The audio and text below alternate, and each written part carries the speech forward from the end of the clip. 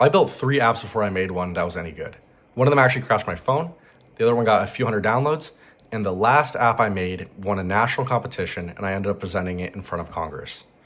Across all four, I probably spent 500 hours building apps that didn't go anywhere before I finally got something that worked. So I want to talk through all four and what actually changed before I made one that worked. This was 2019 and 2020 before AI, before you could just ask, ChatGPT to fix an issue for you. You actually had to Google it and go on Stack Overflow and random forums, YouTube tutorials, and all of that. And I think that's actually worth mentioning because a lot of the learning process for me was through that struggle where you just didn't have an easy answer. You had to go work through it, go, search the internet, and finally found something that works and, learn through that process. I think a lot of that is lost now with AI being so accessible with, fixing all your code for you. So for the first app, I was actually 15. It was my freshman year of high school, and I had this idea for Costco price protection. So basically, let's say you buy a TV at Costco for $500 and you go back a week later and you realize the price falls to $300. You can actually just show someone at Costco the receipt and they'll give you the money that you would have saved if you bought it currently at the current price within a certain window. So I actually had this idea to take a photo of receipts when someone leaves Costco and then just track the price for them and send them a notification if they can go claim that difference. So I started with a web app. We used HTML, CSS, and JavaScript. It was really janky and didn't really work. It was styled horribly. It didn't function properly, and it didn't use a lot of the native app features that you could get with a native mobile application. So after 2 months of working on this, I kind of decided to pivot. I knew it wasn't working, and I just decided to make a native iOS app. So my first time opening Xcode, I remember just staring at the screen. Nothing made any sense, especially with a simulator. And Swift code was very foreign to me because I was familiar with, Python and markup languages like HTML. And I didn't really understand how to code in a language like this. So I kind of just looked at YouTube tutorials. I would kind of just pause it as someone was explaining something. I just copy over the code, pretend I understood what it did. And then I finally got to a point through debugging it that I would actually understand how everything worked and put it all together.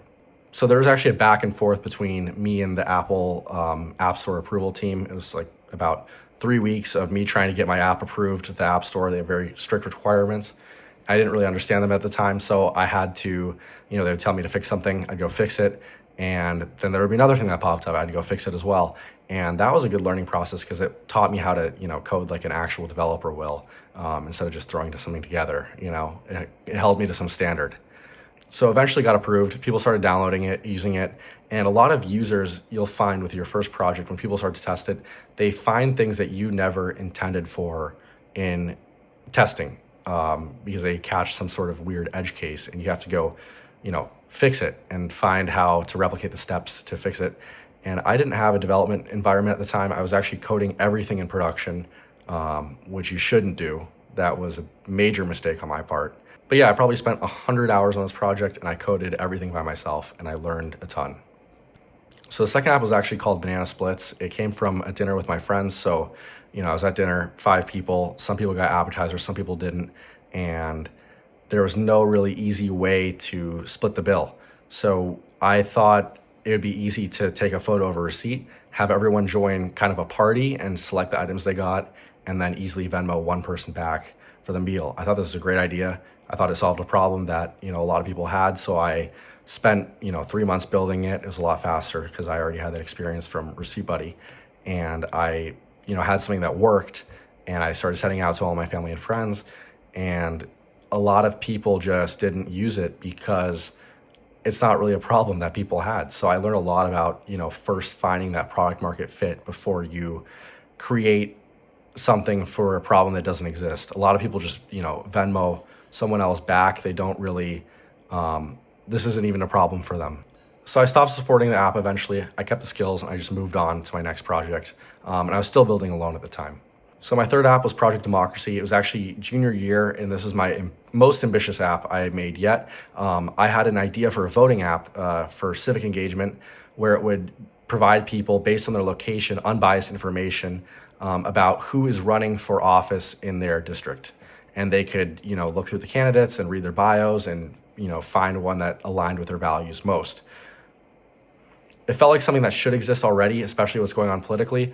I didn't realize how difficult it would be to pull together from all different data sources, because a lot of information on candidates is from, private APIs and government sources and outdated databases.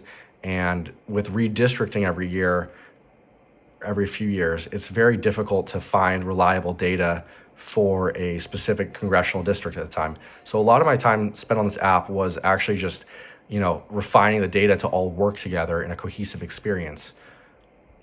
This one took a lot of months of coming home and just, working at the problem until it finally worked. It took a long time, stitching together all these different API endpoints, and finally I had something that worked. And I was actually testing it on my phone, and I hit some random memory issue, and it actually bricked my phone for a little bit, and I didn't know how to I didn't know how to respond. I was really confused because I had never had an error like this before, and I was worried I broke something. But I probably spent another 60 hours on this project. It was actually a lot faster because I brought a lot of the skills along with me from previous apps, and this is my first time using Swift UI, which was completely different from using Swift with a storyboard.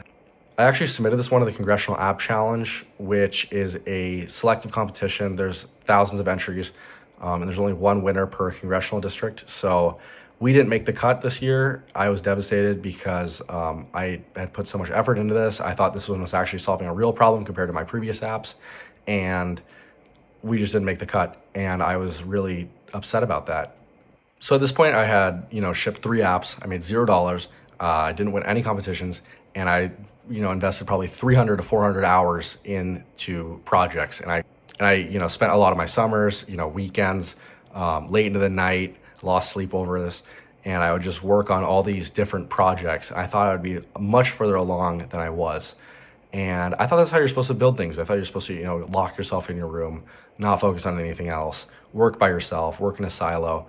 And I didn't realize that that's the wrong way to go about working on projects.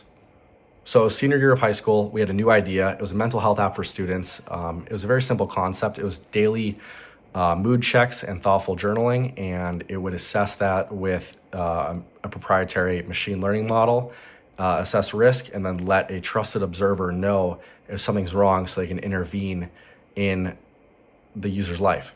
So we tried something different. We had a complete team of people that were working on this, and it was much better to work in a collaborative environment where you can talk about different ideas with different people. People can specialize. Some people can be the ML person, someone can be front end, someone can be back end, and you can really divvy up the responsibilities, which was way easier to work with than just doing a complete project by yourself. So we actually probably finished this app in about 50 hours. This is our fastest one yet. And all of us worked on a little individual piece. We resubmitted that Congressional App Challenge, and we ended up winning for our district. I remember the moment that we won.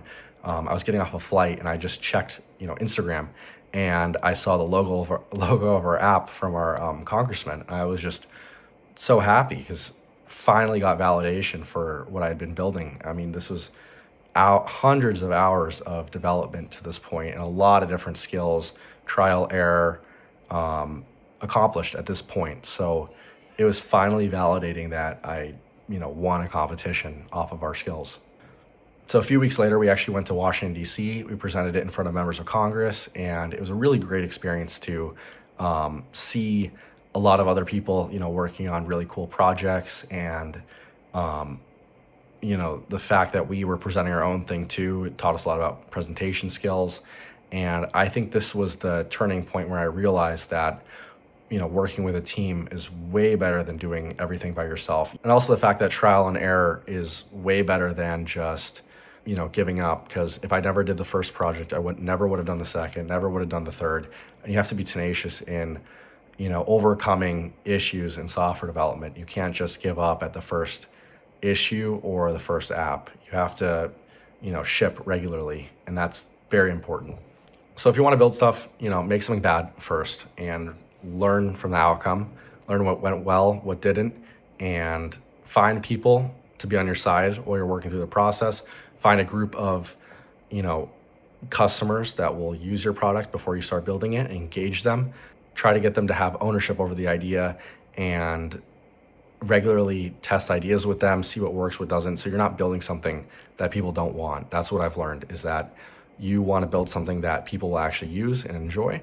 And then you can't do that without engaging the actual people that will use the app. So I'll be making more videos like this soon, so stay tuned and subscribe if you want to see them.